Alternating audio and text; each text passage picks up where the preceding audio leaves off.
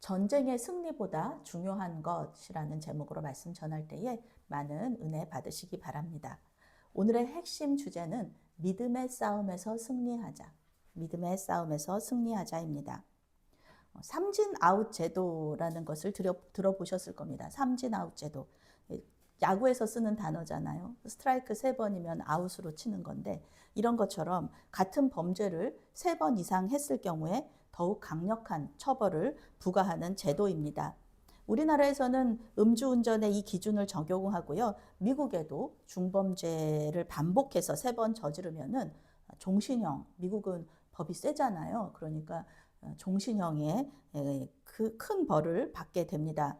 왜냐하면 한 번은 실수일 수 있어요. 한 번은 실수할 수 있으니까 기회를 주는 거죠. 다음 기회를 주는데, 근데 반복해서 저지른다. 그럼 이거는 문제가 있는 거죠.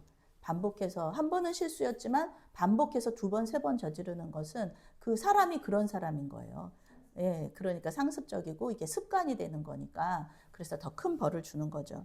처음에는 경고의 의미로 갱생의 기회를 주지만 2번째, 3번째는 더 강한 처벌을 함으로써 재범을 방지하고 사회 질서를 유지하는 것이 그 목적이 됩니다.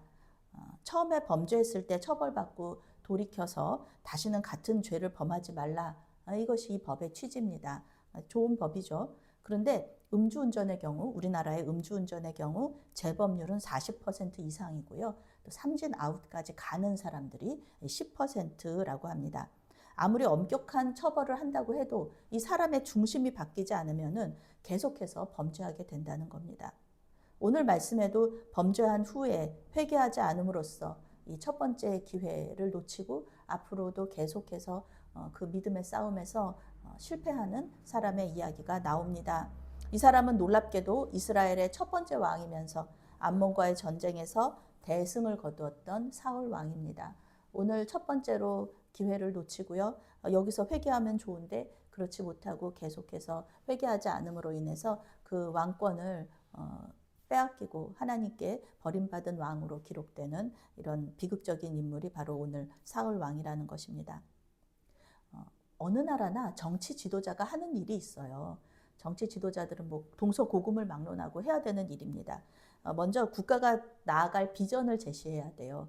국가 비전. 그래서 우리 대통령 선거할 때 공약 이런 거 보면은 그 사람의 비전을 알 수가 있잖아요. 그리고 공공의 이익을 추구해야 됩니다. 자기 뭐 주변 사람들 그러면은 난리가 나죠. 예전에도 외척 못하게 외척들이 이렇게 그 권력을 얻지 못하도록 했었잖아요. 국가적인 위기 상황에 대응해야 되고요. 법과 질서를 수호하고 국민을 통합해야 됩니다. 그리고 또 다음 세대를 위해서 교육도 힘써야 됩니다.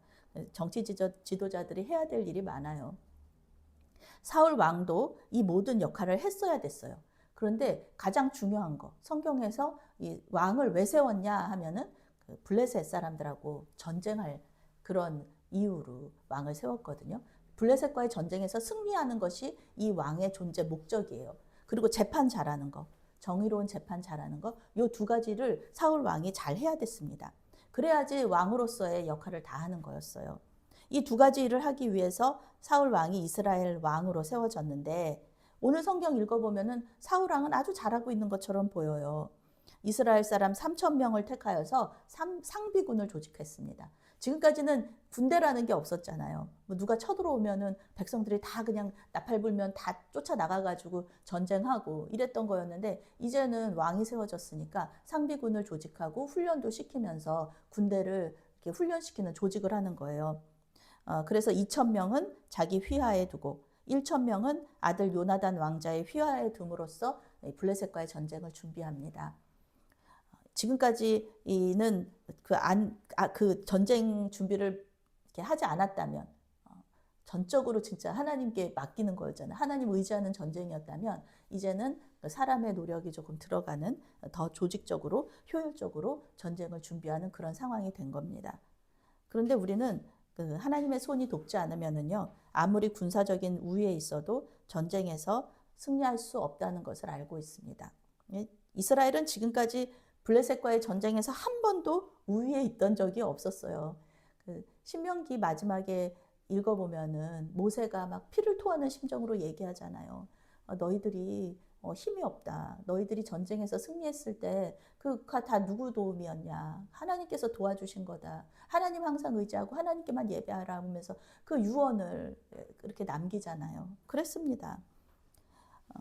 이스라엘은 지금까지 블레셋과의 전쟁에서 우위 점했던 적이 없고 그냥 삼손이라는 사람, 개인의 그 힘, 센 사람, 그런 사람의 힘으로 이렇게 이겼었는데 이제는 그렇지 않다는 거죠.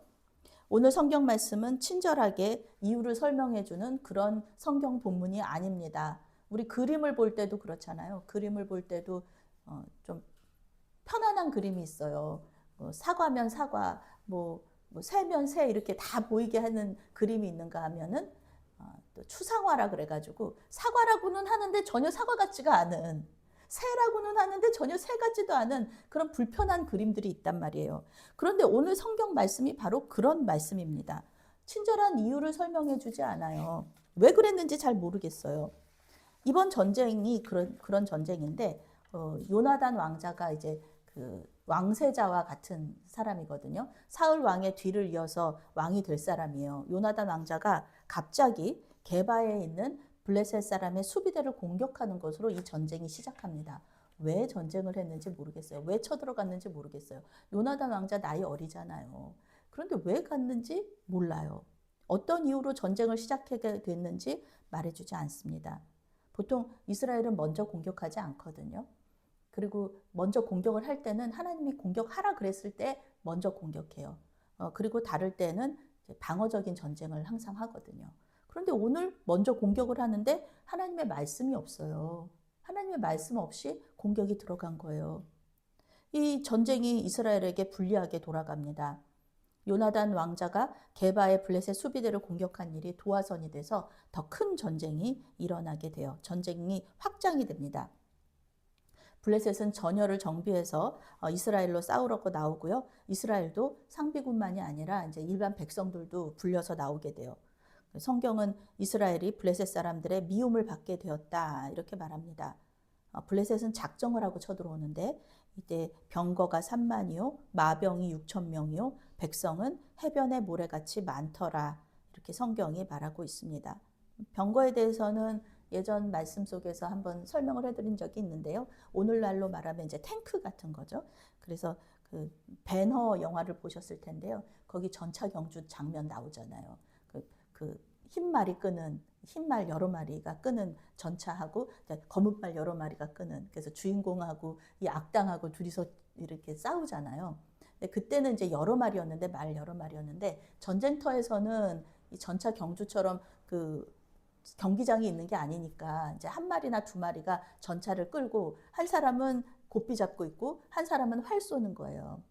그러니까 뭐 이거는 이 전차 한 대가 두 사람이 탄 거니까 지금 병거가 3만이잖아요.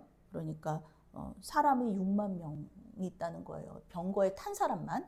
그리고 그 마병이 또 6천 명이고 얼마나 무서웠을까. 그 전차들이 달려오면서 이 사람들 활 쏘는데 또 말 타고서 막 기병대가 오는데 얼마나 무서웠을까. 이스라엘에는 병거도 없었어요. 군인들 수도 적잖아요. 그래봤자 3천 명인데 여기는 최첨단 무기 체계를 가지고 있는데 당연히 이 객관적으로 볼 때 지는 전쟁이잖아요. 이스라엘 사람들이 본 거예요. 그 블레셋 군대를 보고 너무너무 무서운 거예요. 그래서 굴이나 웅덩이에 숨어버렸습니다. 개역 개정 성경은 이스라엘 백성들이 위급함을 보고 절박하여 숨었다고 말하는데요. 새번역 성경은 이스라엘 군대가 포위를 당했다 이렇게 말합니다. 3천 명의 상비군과 마병만 6천 명의 블레셋 군대가 싸우면 누가 이기겠습니까? 당연히 이스라엘 백성들은 이 형세를 보면서 두려워서 떨었습니다. 그리고 전쟁터를 이탈해서 도망가기 시작했어요. 우리 생각하면 그렇잖아요. 아유, 거기서 왜 도망가냐. 어차피 하나님이 이기게 하실 건데 거기서 맞서 싸우지. 이렇게 생각할 수 있거든요. 그런데 실제로 제가 중국에 그 단기 선교를 갔었는데요. 중국에 그 사원들이 있어요. 유교 사원들 또 이런 다른 도교 사원들. 그러면은요, 거기는 그 분위기 자체가 사람을 이렇게 억누르는 분위기예요. 거기서 그 안으로 들어가려고 하는데 못 들어가요. 너무 이렇게 영적으로 힘들어요. 그러니까 뒤로 물러설 수밖에 없는 그런 분위기거든요. 그러니까 제가 이제 그때 그 경험을 하고 왜 맞서 싸우지? 왜 못 싸우냐? 이런 얘기를 하지 않게 됐어요. 분위기가 굉장히 힘들고 어렵습니다. 도망갈 수밖에 없어요. 뒤로 물러설 수밖에 없어요. 그런데 이 상황에서 사울 왕은 뭘 해야 되냐 하면은 사무엘이 전쟁터인 길갈로 오기로 했거든요. 7일 동안 7일 안에 내가 오겠다. 기다려라. 얘기를 한 거예요. 그러니까 사무엘은 종교 지도자이면서 또 사사였잖아요. 정치 지도자였잖아요. 사울 왕 이전까지는 전쟁이 있을 때마다 앞서 싸웠던 사람이에요. 그리고 하나님께 기도할 때 천둥 번개가 막 이렇게 일어나는 이적을 일으켰던 그런 선지자였습니다. 하나님께서 사무엘을 통해서 사울에게 말씀하신 거 딱 한 가지예요. 전쟁의 승리가 중요한 게 아니라 너 기다려라. 사무엘 기다려라. 이렇게 말한 거예요. 그런데 사울 왕은 이 한 가지를 하지 못합니다. 지금 상황이 그렇잖아요. 지금 군대가 흩어지고 있어요. 군대가 다 도망가요. 사람들 다 도망가고 사무엘은 약속한 7일이 다 돼가는데 오지도 않고 블레셋 군대는 저기 새카맣게 개미처럼 진을 치고 있고 언제 쳐들어올지 모르는 이런 상황 속에서 기다려야 되는 거예요. 사무엘이 언제 올지 기다려요. 그러면서 사울 왕이 나서서 하나님께 번제를 드렸다라고 얘기해요. 왕은 정치 지도자이지 종교 지도자는 아닙니다. 그런데 왕도 하나님께 번제 드릴 수 있거든요. 물론 제사장이 있으면은 제사장이 드리면 좋지만 저희도 그렇잖아요. 제가 없으면은 제가 목사니까 제가 예배 인도해야 되지만 제가 없으면은 우리 권사님도 인도하실 수 있고 또 우리 집사님도 예배 인도하실 수 있잖아요. 괜찮거든요. 그런데 하나님께서 이걸 책망하신 거예요.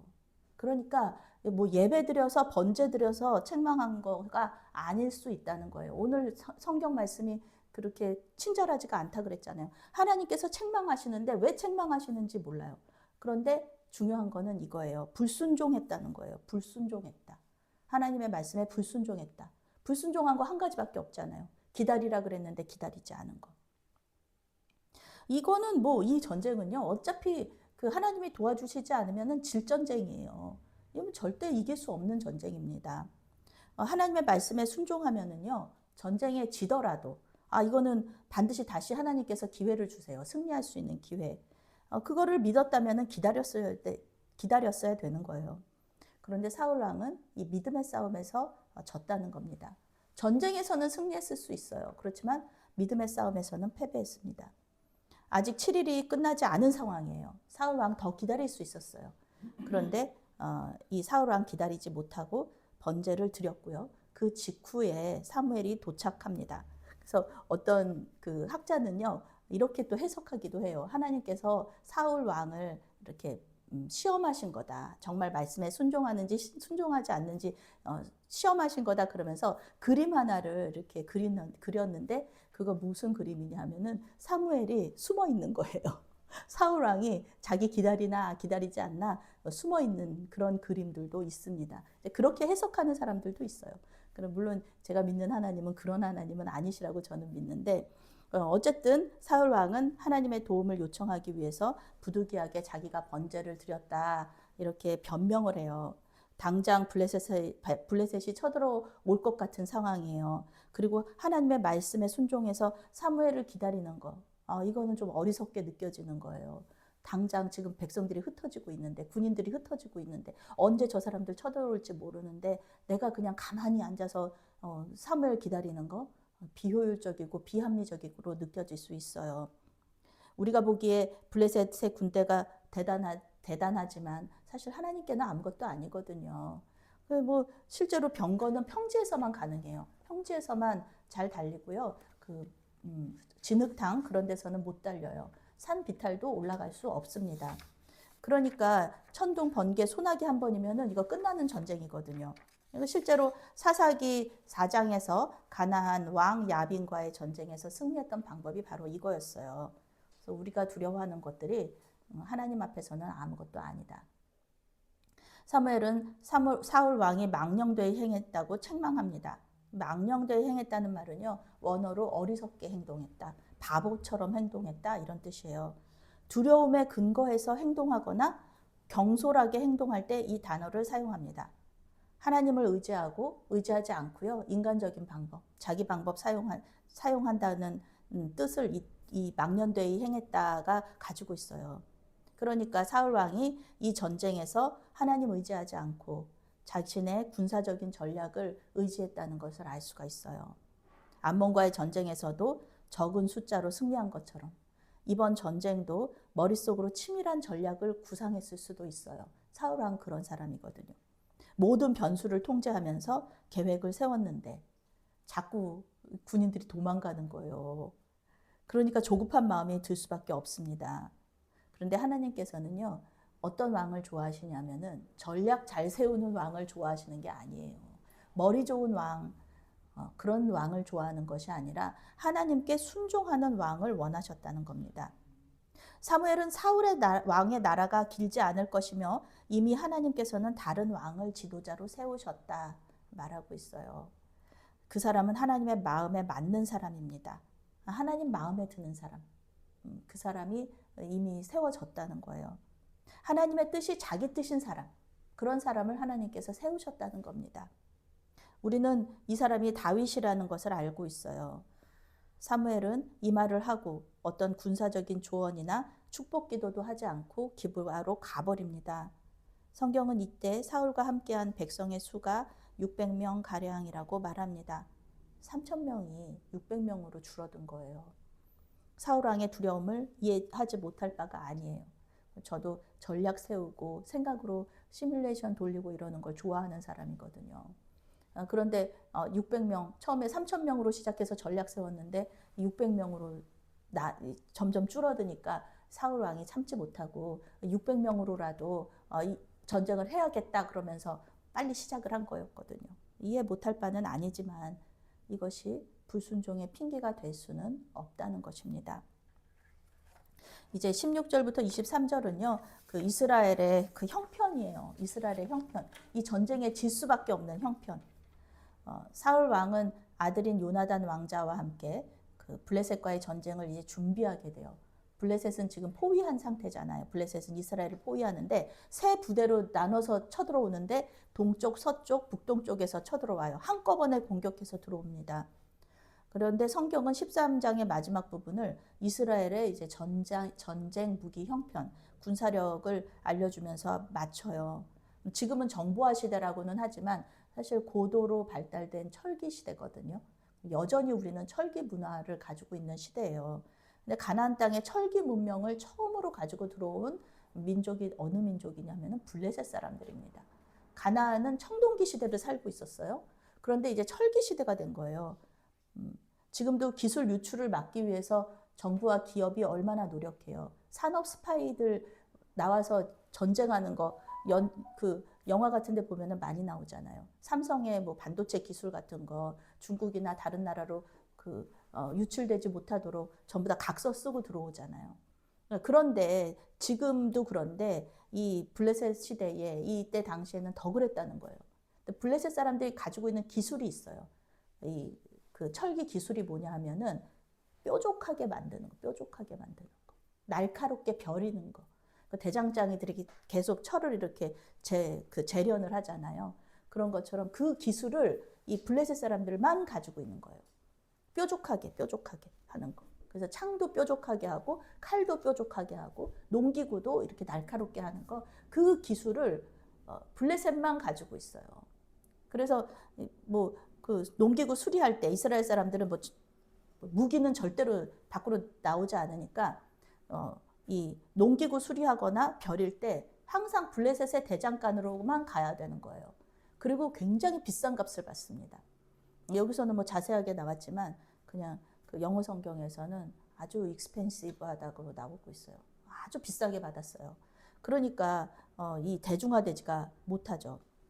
사실 지금도 그 유대인들이 머리가 좋잖아요. 그 유대인들과 필적하는 사람들이 우리 한국 사람들이라고 하는데요. 유대인들이 머리가 좋으니까 이 기술이 한번 유출이 되면은 유대인들은 자기들보다 더 훌륭한 무기들을 만들 수 있으니까 이 기술 유출을 안 한 거예요. 하나님이라는 전쟁 신이 있는 상태잖아요. 그런데 이 하나님이라는 전쟁 신이 있는 상태에서 칼과 창 같은 첨단 무기가 있다면 블레셋 사람들은 절대로 이스라엘을 이길 수가 없을 것이라고 생각해서 이 기술 유출을 막았습니다. 성경은 사울과 요나단에게만 칼이나 창이 있었다고 말하고 있어요. 오늘 성경은 블레셋과 이스라엘 군대가 전쟁을 시작하기 직전에 서로 대치하는 상황에서 끝이 납니다. 절체절명의 순간에 하나님을 의지한다는 거 쉬운 일이 아닙니다. 마음속에 두려움이 몰려올 때 우리는 하나님께 도움을 요청하기보다는 인간적인 방법을 먼저 궁구해요. 가지고 있는 자원을 계산하면서 전략을 세웁니다. 그렇죠. 우리가 그래요. 이때 하나님은 안중에 없어요. 왜냐하면은 이 상황은 하나님도 해결 못한다고 생각하기 때문에 그렇습니다. 하나님도 해결을 할 수 없다. 이 상황은. 그러니까 인간적인 방법 계속 사용하는 거죠.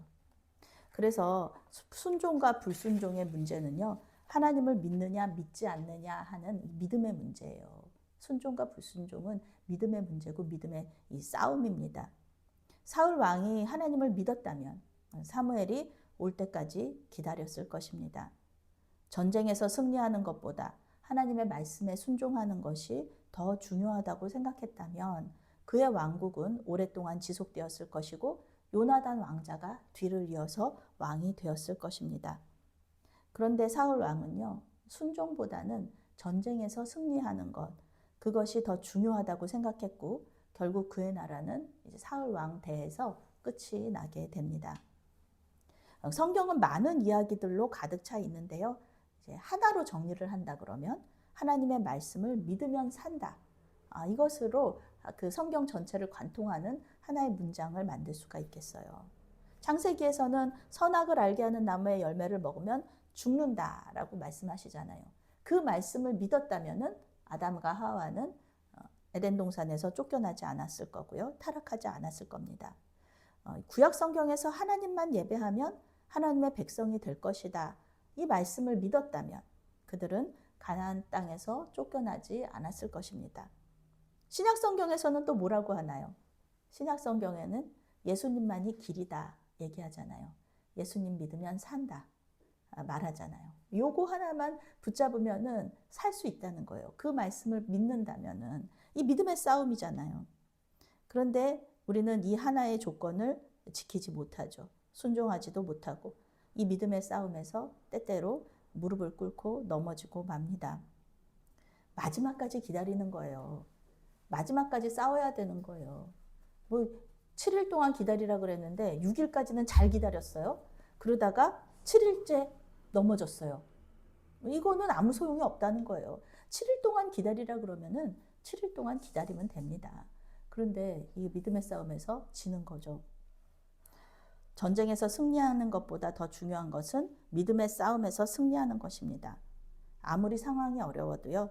하나님은 반드시 순종하는 사람들에게 은혜를 베풀어 주십니다.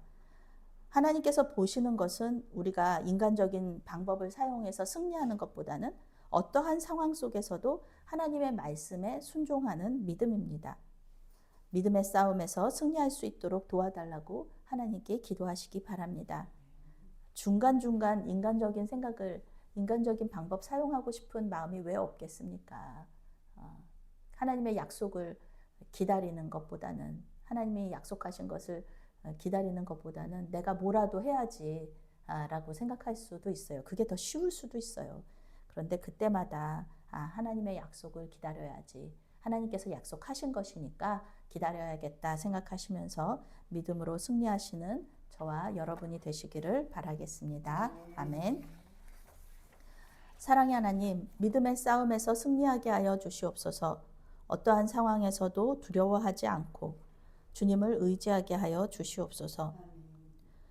가장 중요한 것이 무엇인지 분별하는 지혜를 허락하여 주시고 하나님의 마음에 합한 자가 되어 주님의 나라를 위해 크게 쓰임받는 주의 종들이 되게 하여 주시옵소서. 예수님의 이름으로 기도합니다. 아멘.